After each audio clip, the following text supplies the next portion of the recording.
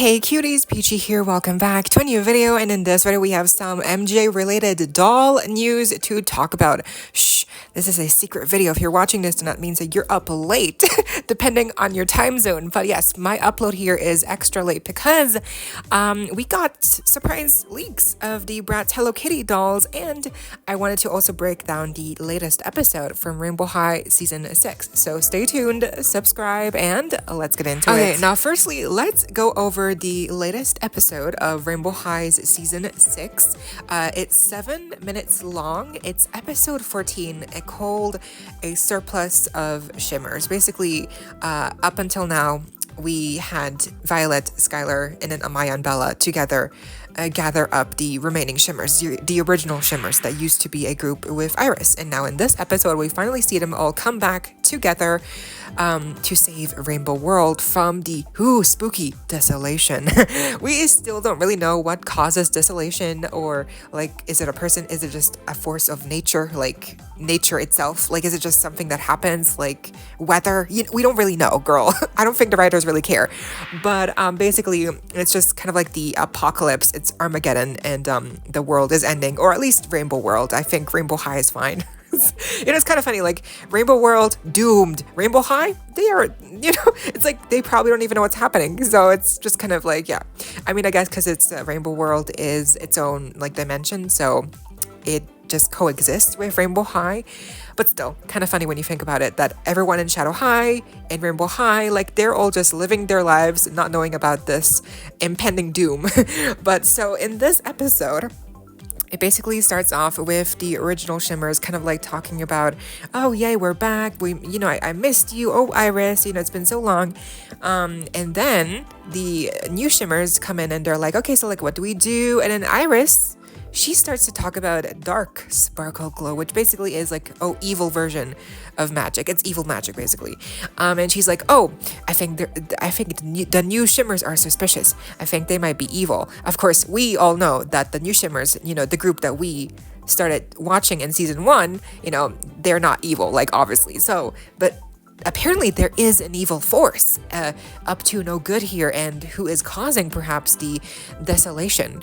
So Iris starts to get all sleuth, like Sherlock Holmes, and she's like, okay, well, have you guys come into contact with dark sparkle glow? And of course the new girls, they don't know what that is, so I think they kind of like recall their encounter with the snowman who like kept a child hostage or whatever. Remember that episode? Super fun. But they beat those evil snowmen, which I initially thought like the snowman came alive because of like the shimmer magic, but I guess it was dark sparkle glow, whatever, so like, okay, I see you writers, they're like scratching their heads, like they don't know what to do anymore. They just kind of invented this dark material, this dark evil substance out of thin air, but that's what writers do sometimes. So anyway, so Iris is like, oh, you came into contact with evil snowmen, so now you are infected with dark sparkle glow. She basically gets the other shimmers, Whitney, Leilani, and Misty, she kind of convinces them to kind of like back away from the new shimmers, from the new girls, and she kind of, Iris does a good job of like turning the group against the new group. So they go back to Rainbow World headquarters, as they call it, and there they see that the moonbow crystal that was protecting Rainbow World is now infected with like what seems to be dark shimmer glow, sparkle glow, shimmer. Girl, doesn't matter. It's the same thing. But basically, Skylar sees this and she steps up to the task. She's like, I will fix this. Like that cartoon Bob the Meister. Bob the Builder.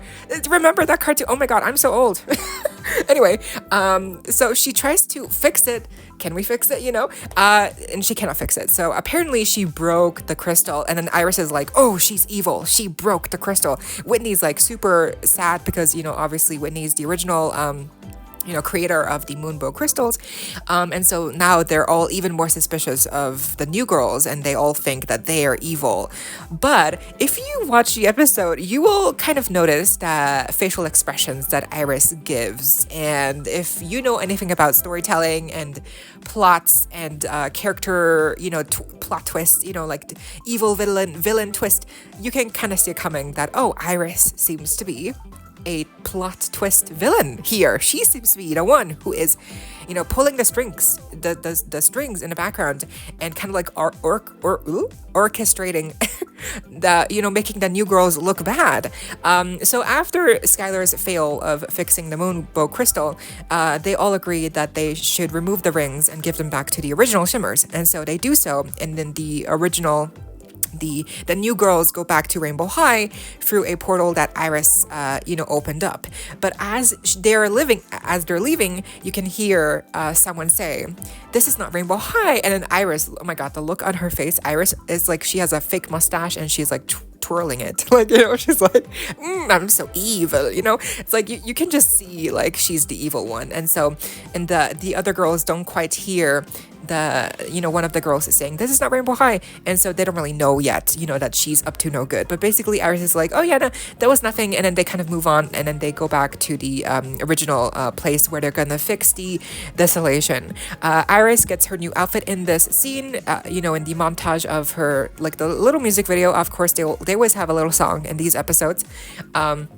And then at the very end, they start to fix the desolation. So that was basically episode 14. Very interesting. I had to cover it because, I'm covering the Rainbow High series, obviously, but also because, again, this whole plot twist with Iris, I did not see it coming. I do have to say, it definitely surprised me. So, but what do you think? Is she really evil, or perhaps does she have an even more ulterior motive or hidden agenda that maybe she's pretending to be evil, or maybe she really just is evil? I don't know. And by the way, Dawn, nowhere to be seen.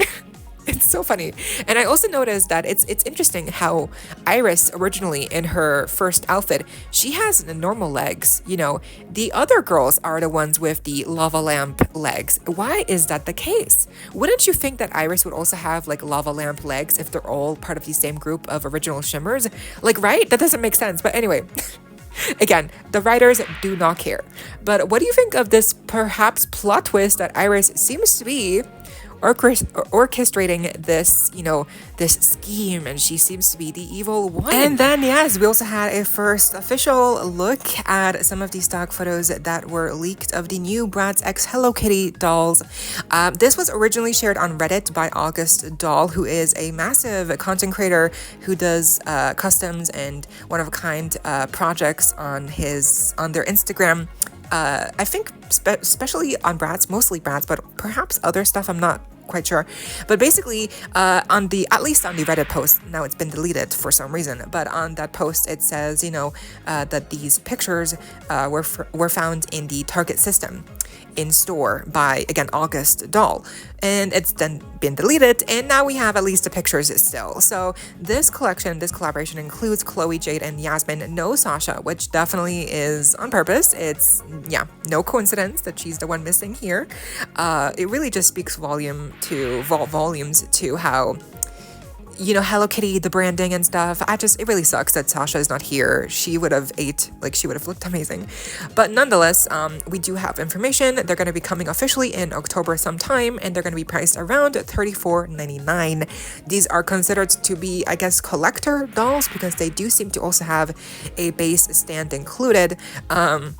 But actually, it seems that they don't really have many accessories otherwise. Like, they don't have a poster, or like the boxes look empty here in the stock photos. So, but anyway, now it's like the actual dolls themselves. Previously, we had kind of like a first look at the mock-ups of the designs, but these are the actual dolls.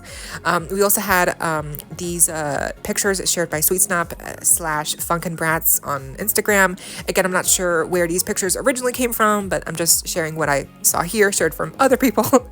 So it's interesting that we now have these photos, and the artwork looks really nice. I've seen people saying that apparently these greetings are from the Tokyo Agogo. That's that seems to be the case because they do look very cartoony, very specific, very unique, stylized. I love that. And yeah, I don't want to give too many thoughts on these because they're going to be officially revealed soon enough. But I think overall, as a collection, they are really cute.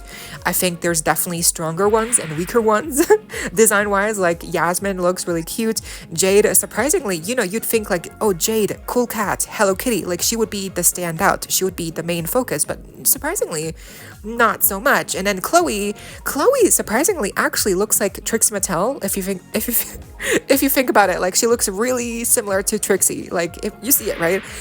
Especially that hairstyle. But I think they all look really cute. Again, Sasha, why is she not here? And the only thing that would have made this collection even better, of course, again, Sasha being here, but also if they each had a unique Sanrio character that they were themed after, you know, like obviously Hello Kitty, but then, you know, Kuromi or My Melody, or again, there's so many characters from Sanrio that they could have had for each character respectively, and then, you know, be inspired by that character, like, you know, but instead they're all just kind of like inspired by Hello Kitty, which is fine, but you know, it could have been more interesting this way. But what do you think of this kind of like first look at the new Bratz Hello Kitty dolls? Again, these are a bit more expensive. They're not 25, they're like 35 apparently US dollars, and coming in October, and thankfully they don't seem to be a limited release on Bratz.com. It seems that they're going to be mass produced and available to the general public, again, in Target stores as well. So, but that was our small little update here regarding MJ news. What do you think? Let me know down below, and I hope you all enjoyed. Leave a like, share, comment, subscribe, hit the notification bell, and please consider becoming a channel member today. Become a cutie today. Link to join us down below if you're able to, of course, no pressure, and so you do not miss out when I post more content like this coming your way and keeping you up to date with all the doll tea you love. Stay safe, be kind. I hope this next time, stay peachy. Kisses.